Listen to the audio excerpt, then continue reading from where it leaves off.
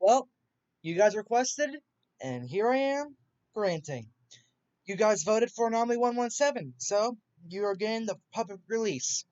My original plan was to keep my rigs, well, most of my rigs, 100% private, but that has since changed.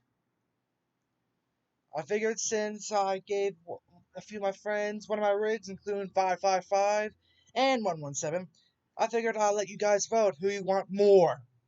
And you blew the voting away. I was expecting 555 to win because he's been in more battles. He's been like 6 in an extra video. Then again, he was also the one who basically kicked 811's ass in Anomaly Paradox Season 1. And yes, there is going to be a Season 2, and it's still in production. Scheduled release date for the premiere of Season 2 is currently looking into August. But I will make another video on that, but that's beside the point. You requested, I grant. 117. And now we're going into the fun parts, as I get to explain to you all about 117 and the lore behind him. Anomaly 117, also known as the Forerunner. Object class, Euclid. Threat level, orange. Not severe, but orange. Hostility, surprisingly, low.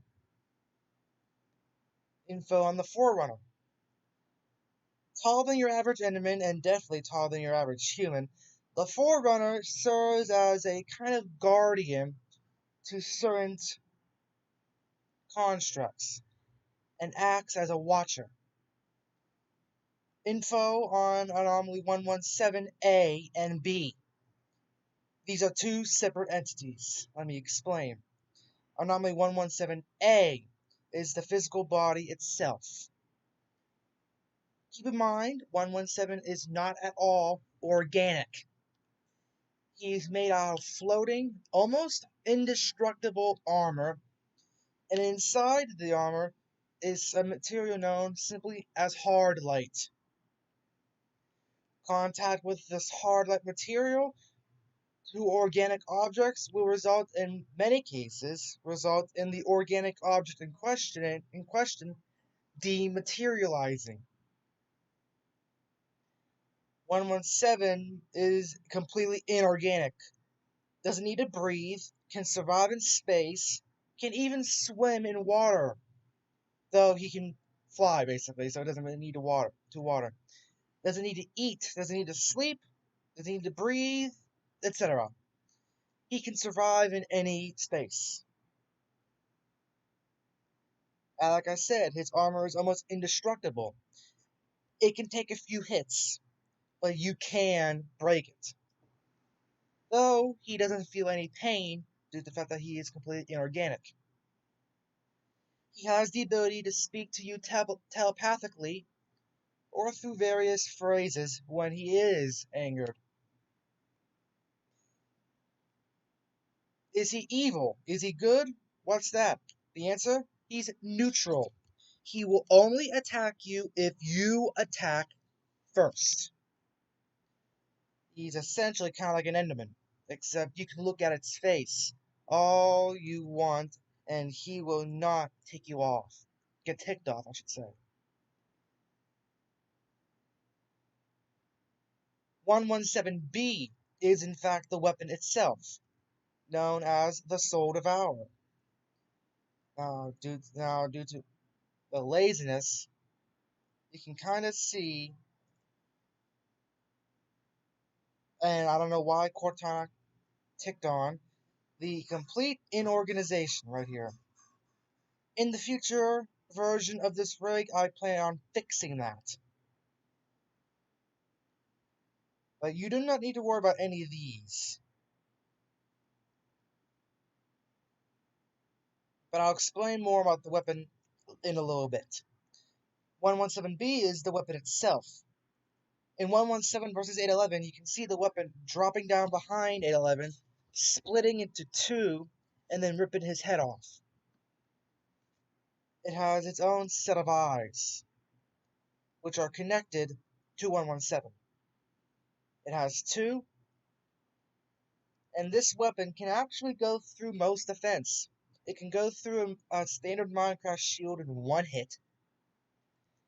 It can't really dent Robo Dragon's armor in his second and third mutations, but it can leave a good-sized scratch in his first form. But like I said, in his second, third, and technically fourth, because his second mutation has two variants, it has almost zero effect. Now let's go on to some of 117's powers, strengths, and weaknesses. 117 himself doesn't have a whole lot of powers. He doesn't really have a good telekinesis power. If basically he doesn't have telekinesis at all. What he does have is simple. He can fire hard light beams out of his mouth.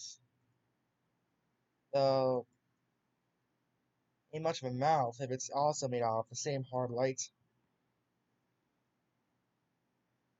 He has insane levels of strength, able to knock out an Ender Dragon. He can pick one up if he wanted to. Hell, if he wanted to, he can lug an entire mountain. Though, I don't think I have the strength that high. But he does have insane levels of strength. He also has basically unlimited stamina due to him being an inorganic entity.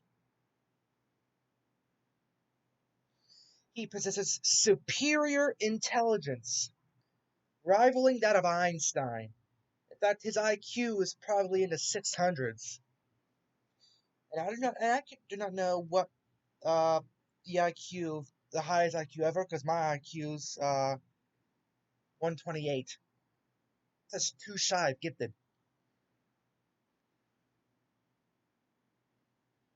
He can't really teleport per se, but he can open these sort of portals. I will provide the texture for the portal in the rig itself, so you do not need to scrounge it out. Because I can't remember where I found the Vortex. But the texture for the portal will be in the rig itself. Basically, just of his powers. He can shoot hard light. Oh, I forgot one. Basically, he can shoot hard. He has hard light manipulation. He can summon spikes out the ground, hard light platforms. Basically, very similar to what 401 can do, but it's not poison, it's hard light.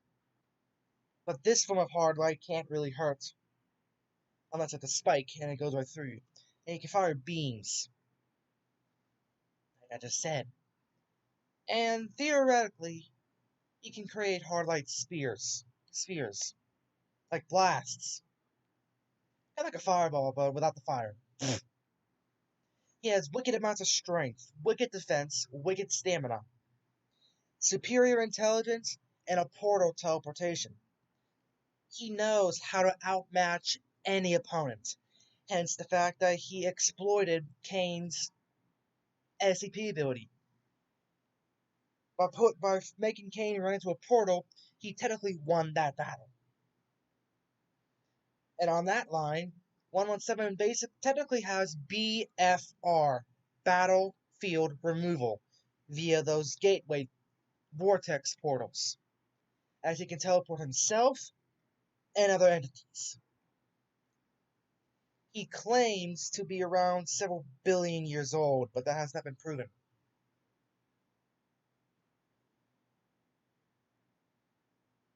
His weapon doesn't speak, but it does have eyes, and it can move on its own accord.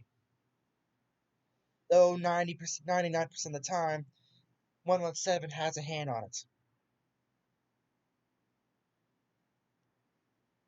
Weaknesses. None notable, but this blue sphere in his back. That's his weak point. Give that a couple smacks, or if you're wickedly strong like 666, one hit will suffice. But if you hit that enough, the orb will destabilize, expand, and basically sucking in 117 inside before collapsing. Technically killing him. But one of 117's primary anomalous effects is the following. He is one mind, but a great many bodies. He can control dozens of them at once. The mind, hereafter referred to as 11703. It is unknown where the mind is. It is unknown how the mind is. But what is known, so by that, lost my thought. But basically, as I was saying, if his body is destroyed in an anomaly battle, it counts as a loss for 117. But under special circumstances, he can summon multiple of them during the battle. So I would strongly recommend not. But hey, you wanted the rig, you're gonna get it. Feel free to do what you want. Now, about credit and stuff like that, you do not have to credit me. Just don't claim it that 117 is your rig. That's all. And if you want, you can say that the rig was created by Nero, the creator. Basically, if you put my rig in your animation, you do not have to credit me. But it would be nice if you did. Just don't claim that it's yours. It is my design. And with that being said, this is 117. A couple questions and answers I want to say. I based 117 off of the Warden Eternal from Halo 5. And I got the anomaly number 117 from I wonder who. Master Chief, John 117. Ta-da. Anyway, that is it for me. If you go into the description, you will find most likely a media fire or a mega. Though I've been having difficulties with mega. So most likely it will be a media fire. And with that being said, I want to thank you all for supporting my channel, my 4+K sub channel. I never thought I'd hit 1,000. Ever. Good luck, and I can't wait to see what you make with Anomaly 117A and B. And for those of you wondering, are you going to make the Mind 117C? I may. I just may. Anyway, I wish you luck, and like I said, I can't wait to see what you make with 117 here. This is Neo the Creator, signing off. Oh, and Anomaly 811. Soon, you will not be the only Anomaly YouTuber with a custom-made intro. I have one in production as well. And hopefully I can finish it soon. Though most likely I'm probably going to finish it and then put it on my next video, which is most likely going to be, Anomaly Paradox Season 2, which is probably going to be in mid-August. Oh, and one more thing, those triangles with the 2 letters, people have been saying that it's the word Genesis. You are correct, it does say Genesis. But it wasn't, but in a post I made, it isn't a guess the word. It's a countdown. Whenever the full word is spelled out, the premiere of Anomaly Paradox Season 2, Episode 1, titled Genesis, will be in premiering mode. Right now, 2 of the 7 letters are filled. There's still 5 more to go. So keep your eye out. And if you are on my Discord server or on some other servers that I'm in, you may have noticed that in my name, nickname, or custom status. It's the same thing. Keep an eye on that, and when the clock strikes 0, it all ends. This is Neo the Creator, signing out. See you in the next one, my way past cool dudes. How the fuck did I say that?